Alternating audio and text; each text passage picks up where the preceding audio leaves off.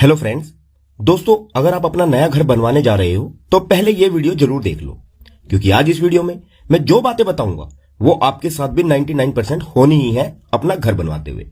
क्योंकि आज इस वीडियो में मैं आपको 12 ऐसी बातें बताऊंगा जो एक बेवकूफ ठेकेदार आपको जरूर सजेशन देने की कोशिश करता है, जिससे हमारा जो घर है उसकी मजबूती पूरी तरह से बिगड़ जाती है। क्योंकि होता क्या है कि आप जब भी किसी कॉन्ट्रैक्टर को विद मटेरियल हो या फिर लेबर रेट पे भी काम देते हो तो ये अपना मटेरियल और लेबर बचाने के लिए आपको तरह तरह से बेवकूफ बनाने की कोशिश करते हैं और बेतुके सुझाव देते हैं, जिससे आपका घर कमजोर हो जाता है। तो वे क्या सुझाव देते हैं और उनसे आपको क्या क्या प्रॉब्लम हो सकती है, इन सब के बारे में आज डिटेल में बात करेंगे, जिससे आपको अपना घर बनाने में बहुत मदद मिलेगी। तो बहुत इंपॉर्टेंट वीडियो है, वीडियो में अंत तक बने रहिएगा। ओके फ्रेंड्स, तो चलिए वीडियो को शुरू करते हैं बिना किसी देरी के।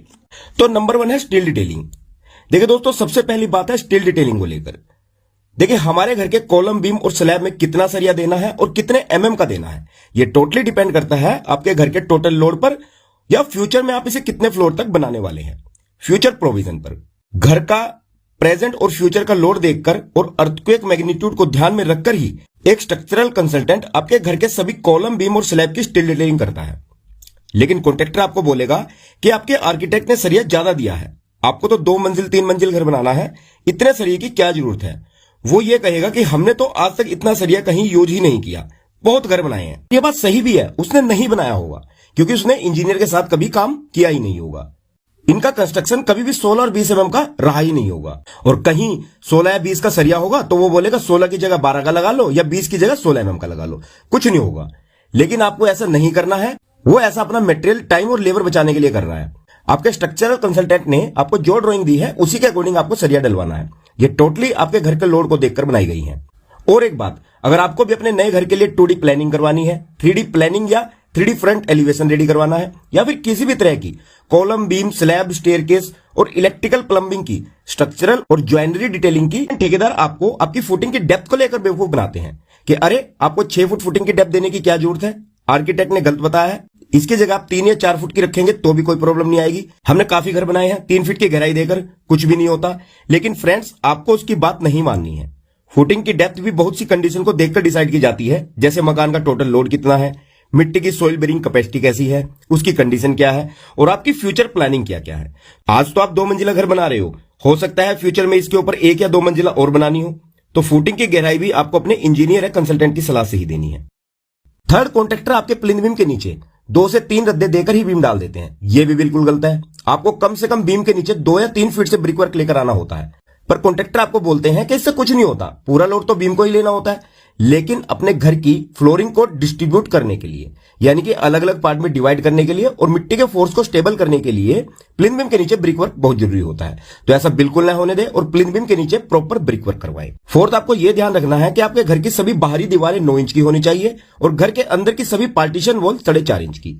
लेकिन ठेकेदार अपना मटेरियल, टाइम और लेबर बचाने के लिए आपको सुझाव देता है कि आपका मकान तो फ्रेम स्ट्रक्चर है, सारा लोड तो आपका कॉलम और बीम पर ही आएगा, दीवारों पर तो आपको कोई लोड ही नहीं आता। तो अगर आप पूरे घर में 4 इंच की दीवार भी दोगे तो इससे आपका मटेरियल ही बचेगा और कोई प्रॉब्लम नहीं आएगी, जो गलत है। एक लेबर ठेकेदार अपना टाइम और लेबर बचाने के लिए आपको यह गलत सलाह देता है, तो इस बात का भी आप जरूर ध्यान रखें। 5वीं बड़ी मिस्टेक है कॉलम लैपिंग को लेकर। अक्सर कॉलम लैपिंग सही से नहीं की जाती या गलत जगह पर कर दी जाती है। कॉलम में जो आपको लैपिंग करनी है वह कभी भी छत पर नहीं होनी चाहिए। जहां आपका स्लैब का सरिया आ रहा है, बीम का सरिया आ रहा है और वहीं हम कॉलम की लैपिंग भी कर रहे हैं, तो यह गलत है, क्योंकि यहां बेंडिंग मूवमेंट सबसे ज्यादा रहती है। तो आपको स्लैब पर कॉलम की लैपिंग नहीं करनी है, आपको लैपिंग हमेशा फ्लोरिंग और स्लैब के बीच में करनी है। जैसे कि मान लो आपकी स्लैब की हाइट 11 फीट है तो आप लैपिंग करेंगे 5.5 फीट के अंदर, और वह भी अल्टरनेट करनी है। पूरी लैपिंग एक जगह नहीं होनी चाहिए, ये ऊपर नीचे होनी चाहिए, जो ठेकेदार टाइम बचाने के लिए एक ही जगह पर करते हैं, और वो भी बिना जोगल दिए। तो इस बात का भी आपको जरूर ध्यान रखना है। छठा, ठेकेदार आपको कहेगा कि अपनी स्लैब यानी कि जो छत है उसकी थिकनेस आप 4 इंच भी रखोगे तो कोई दिक्कत नहीं होती, जो बिल्कुल गलत है। आपको ऐसा नहीं करना है। हमारा इंडियन स्टैंडर्ड कोड IS 456 भी ये कहता है कि अगर आप रेजिडेंशियल घर के लिए स्लैब डाल रहे हो तो उसकी थिकनेस आपकी 5 इंच से कम नहीं होनी चाहिए और कमर्शियल के लिए 6 इंच से कम नहीं होनी चाहिए। ये एक स्टैंडर्ड है। अगर ठेकेदार इससे कम करने के लिए कहता है तो उसको सीधा मना कर देना है और मिनिमम 5 इंच की स्लैब आपको डलवानी है। और दूसरा, स्लैब में जो आप इलेक्ट्रिकल बॉक्सेस, पाइप्स और चैनल वगैरह डालेंगे वो भी आपको हर रूम के लिए अलग अलग कनेक्शन देने हैं। एक ही जगह इकट्ठे देने से इनमें वॉइड्स बन जाता है और ये स्लैब में खोखलापन पैदा करता है। पहला तो इससे आपकी स्लैब कमजोर होगी और दूसरा इससे शॉर्ट सर्किट के भी चांसेस बढ़ जाते हैं। तो इस बात का भी आप ध्यान रखें अपनी स्लैब डालते हुए।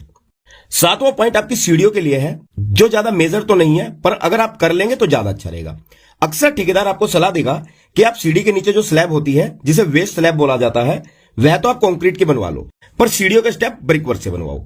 लेकिन आप दोनों चीजें कंक्रीट और स्टील की ही बनवाएं, क्योंकि जितनी मजबूती आपकी कंक्रीट और सरिया देगा उतनी ईंटें नहीं दे सकती। और दूसरी बात, सीढ़ियों की वेस्ट स्लैब डालते हुए वह कहेगा कि आप सिंगल जाल दे दो, जो बिल्कुल गलत है। सीढ़ियों पर काफी लोड और वाइब्रेशन रहता है, तो सीढ़ी में हमेशा दोनों तरफ L/4 तक आपको डबल सरिया देना है। आप ठेकेदार को डबल जाल के लिए ही बोले, बेवकूफ ना बने।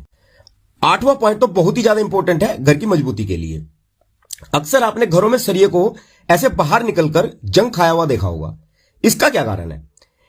इसका रीजन है कवर ब्लॉक का सही तरीके से यूज नहीं किया जाना। अगर आप कॉलम बीम स्लैब में प्रॉपर कवर नहीं देंगे तो इससे आपका घर कमजोर होना ही है, क्योंकि ऐसे में बाहर निकला सरिया जंग पकड़कर खराब हो जाता है और घर की मजबूती को कम करता है। सभी कॉलम बीम और स्लैब में प्रॉपर स्टैंडर्ड साइज के कवर ब्लॉक लगाएं, ताकि सभी जगह कवर थिकनेस यूनिफॉर्म रह सके। पर कॉन्ट्रैक्टर आपको कहता है कि कवर ब्लॉक से कुछ नहीं होगा, या फिर वो फुटिंग बीम और स्लैब में साइड से ही ईंट के टुकड़े लगा देता है, जो ईंट के घुलने से सरिये को प्रॉपर कंक्रीट कवर नहीं मिल पाता और ऐसी सिचुएशन बन जाती है। तो कवर ब्लॉक का प्रॉपर ध्यान रखें और मार्केट से कवर ब्लॉक परचेज करके जरूर लगवाएं, जो आपको बहुत ज्यादा महंगे नहीं पड़ते। नेक्स्ट जो कॉन्ट्रैक्टर आपको बेवकूफ बनाते हैं वो है घर में एक्स्ट्रा वेंटिलेशन प्रोवाइड करके, मींस घर में एक्स्ट्रा खिड़की और वेंटिलेटर लगाकर। आपको भी लगता है कि यार ये तो सही सलाह दे रहा है, घर में वेंटिलेशन भी प्रॉपर रहेगा, पर मैं आपको बता दूं कि ऐसा कॉन्ट्रैक्टर क्यों करते हैं। पहला, अगर आपने विद मेटल काम दिया होगा तो वह अपनी ईंट बचाने के लिए ऐसा करते हैं और आपसे खिड़की का और एक्स्ट्रा खर्चा करवा देते हैं। और दूसरा, अगर आपने लेबर कॉन्ट्रैक्टर को काम दिया है तो वह अपने टाइम और लेबर बचाता है। तो इस बात का भी आप ध्यान रखें और वेंटिलेशन प्रॉपर रखें इंजीनियर या आर्किटेक्ट की सलाह से। नेक्स्ट, अगर कॉन्ट्रैक्टर जानता है कि आप अपनी छत पर फॉल सीलिंग करवाने वाले हैं तो वो छत को प्लास्टर नहीं करेगा और आपको सलाह देगा कि अगर आप फॉल सीलिंग करवा ही रहे हैं तो आपको छत में प्लास्टर करने की जरूरत नहीं है।